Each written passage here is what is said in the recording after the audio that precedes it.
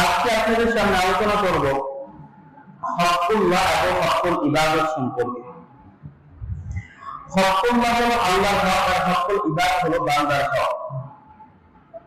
প্রত্যেক মানুষ বান্দার হক যথার্থভাবে আদায় করতে হবে। হকুল্লাহ হলো নামাজ, রোজা, হজ, যাকাত, এগুলো যে আংশিক বিষয়গুলো রয়েছে এগুলো হকুল্লাহ। কোন মানুষ যদি সঠিকভাবে নামাজ, রোজা, হজ, যাকাত, ইবাদত গুলা আদায় না করে হয়তো আল্লাহ তাআলা তাকে মাফ করতেও পারে, কিন্তু আরেকটা হলো হকুল ইবাদত, বান্দার হক। সেই বান্দার হক যদি বান্দা পরিপূর্ণভাবে যদি আদায় না করে, ওই বান্দা যদি মাফ না করে, আল্লাহ তাআলা হয়তো তাকে মাফ করবেন না।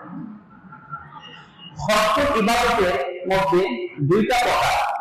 একটা হলো এককভাবে মানুষের হক নষ্ট করা, আর একটা হলো জনসমষ্টিগতভাবে মানুষের হক নষ্ট করা। এককভাবে হক নষ্ট করা, আপনার ভাইয়ের জমি আপনি অন্যায়ভাবে আত্মসাৎ করেছেন, একজনের সম্পদ আপনি অন্যায়ভাবে গ্রাস করেছেন, অন্যায়ভাবে একজনের টাকা আত্মসাৎ করেছেন, এটা হলো এককভাবে। ওই ব্যক্তি যদি আপনাকে মাফ করে, তাহলে আল্লাহ তাআলা মাফ করবে। একটা সুযোগ রয়েছে, মৃত্যুর পূর্বে যদি আপনার ভাইয়ের কাছে যায় ক্ষমা চায়, হে ভাই, অন্যায়ভাবে আপনার সম্পদটা আমি আত্মসাৎ করেছিলাম, অন্যায়ভাবে আপনার টাকা আত্মসাৎ করেছি, আপনি আমাকে মাফ করে দেন।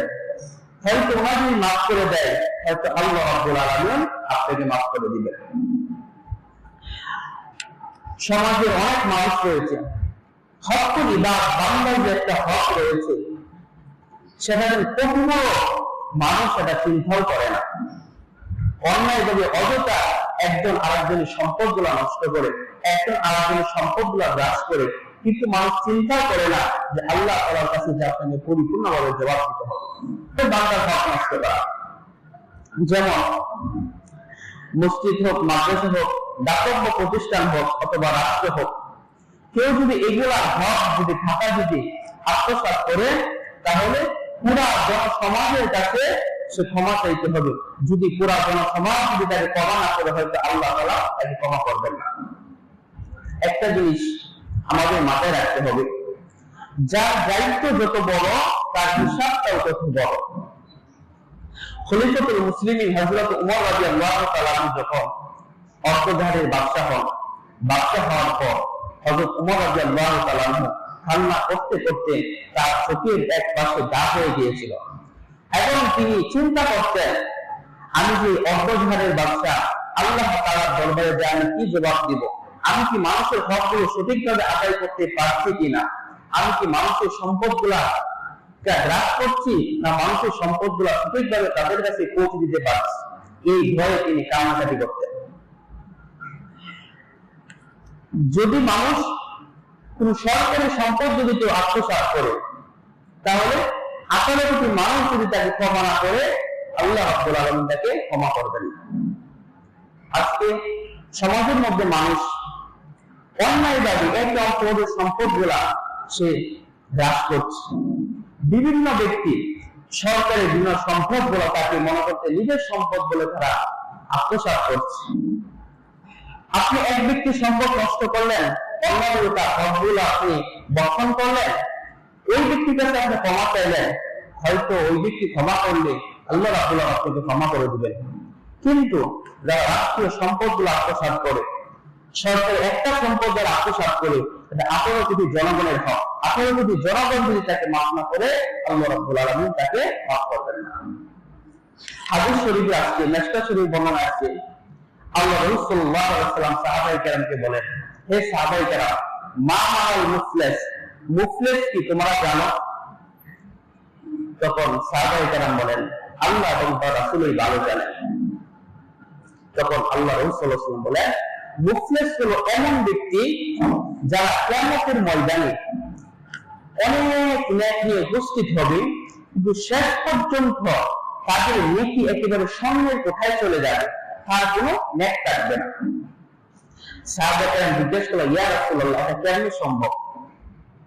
তখন আল্লাহ রাসূল সাল্লাল্লাহু আলাইহি ওয়াসাল্লাম বলেন, দুনিয়াতে এমন অনেক ব্যক্তি রয়েছে অন্যের সম্পদ গ্রাস করেছে, অন্যের সম্পদ আত্মসাৎ করেছে, আবার সে নামাজও পড়েছে, সে রোজাও করেছে, যাকাতও দিয়েছে, দান খয়রাতও করেছে, সে মানুষের কথা নষ্ট করেছে, আবার সে ইবাদতও করেছে। তাহলে এটা কি হবে? কিয়ামতের ময়দানে সে যার হক নষ্ট করলো, যার সম্পদ নষ্ট করলো, ওই ব্যক্তি আমল নামার মধ্যে ওই ব্যক্তির আমল নামা থেকে আমলগুলা চলে যেতে চান। আপনি আপনার যে দায় হক নষ্ট করলেন, আপনি আমল নামা থেকে এই আমলগুলা আপনার দায়ের আমল নামার মধ্যে চলে যাবে। ঠিক তেমনি ভাবে আরেক ব্যক্তির আপনি হক নষ্ট করলেন, আরেক ব্যক্তির সম্পদ আত্মসাৎ করলেন, আপনি যে আমলগুলা করলেন সে আমলের একটা অংশ ওই ব্যক্তির আমলের মধ্যে চলে যাবে। এইভাবে আমল দিতে দিতে দিতে এক পর্যায়ে এমন চলে আসবে যে তার কোনো আমল থাকবে না, একটা আমলগুলো সঙ্গের কোথায় চলে যাবে।